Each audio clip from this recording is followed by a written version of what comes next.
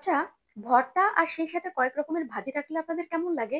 খাওয়াটা কেমন হয়? একদম জম্পেস, তাই না? মাছ মাংস রান্না করতে ইচ্ছা করছিল না একদমই। আর সে সময় মনে পড়লো যে একটু ভর্তা ভাজি করে নেই না কেন?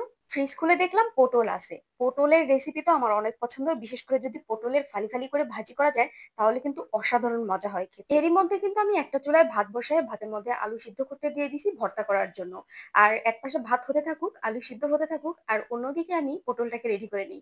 তো পটলটাকে কিন্তু প্রথমে আমি একটু চোচাটাকে ছিলে নিছি। আর চোচাটাকে কিন্তু আমি শুধুমাত্র চাকু দিয়ে যে চেঁচে ফেলা যেটাকে বলে সেটা কিন্তু আমি করে নিছি। এখন একটু পটলটাকে ডিজাইন করে নেই। ডিজাইন করা সবকিছুই তো আমাদের বেশি ভালো লাগে। তো পটলটাকেও একটু ডিজাইন করে নিলাম। আর এই ডিজাইনটা কিন্তু শুধু দেখতে সুন্দর সেজন্য না।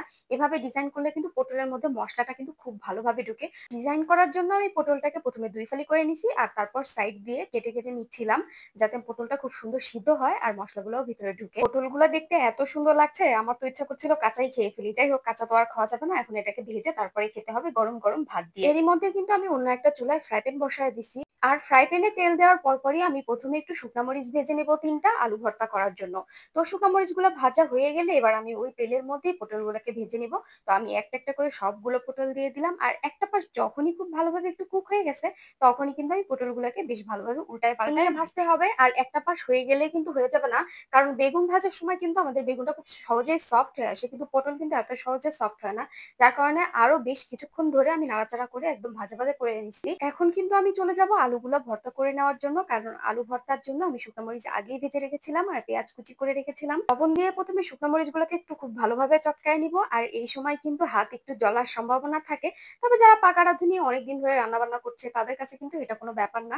তো আমি একেবারে পাকা রাঁধুনি না হলেও মোটামুটি রাঁধুনি তো হয়েছি। যার কারণে আমার হাতটা এখন একটু কমই জ্বলে। তো আমি মরিচগুলোকে প্রথমে খুব ভালোভাবে একটু চটকায় নিয়ে তারপর পেঁয়াজের সাথে খুব ভালোভাবে আরেকটু মাখায় নিলাম। আর তারপর দিয়ে দিলাম সরিষার তেল।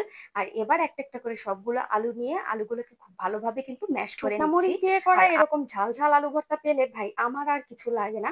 তারপরেও লাগে ওই যে পটল ভাজি, ডিম ভাজি এগুলো কিন্তু লাগে। ও আরেকটা কথা তো বলতে ভুলেই গেছি। আমি কিন্তু পটল ভাজি করার পর ওই ফ্রাই প্যানে একটা ডিম ভাজিও করে নিছিলাম। তো আমি ক্যামেরাটা অন করতে ভুলে গেছি। যার কারণে আমি আপনাদেরকে এটা দেখাতে পারলাম না। তো দেখেন আমার এখন আলু আমি ভর্তাটা একটাই কিন্তু করা প্লেটের রেডি মধ্যে হয়ে গেছে। পটল ভাজি, আলু ভর্তা আর ডিম ভাজিটাকে উঠায় নিব।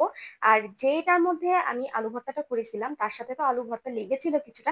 ওইটা কিন্তু একদমই মিস করা যাবে না। ওইটা কিন্তু সামান্য একটু ভাত দিয়ে একদম মাখা মাখা করে খেয়ে নিতে হবে। কারণ এটার মধ্যে কিন্তু আসল টেস্ট লুকে আছে।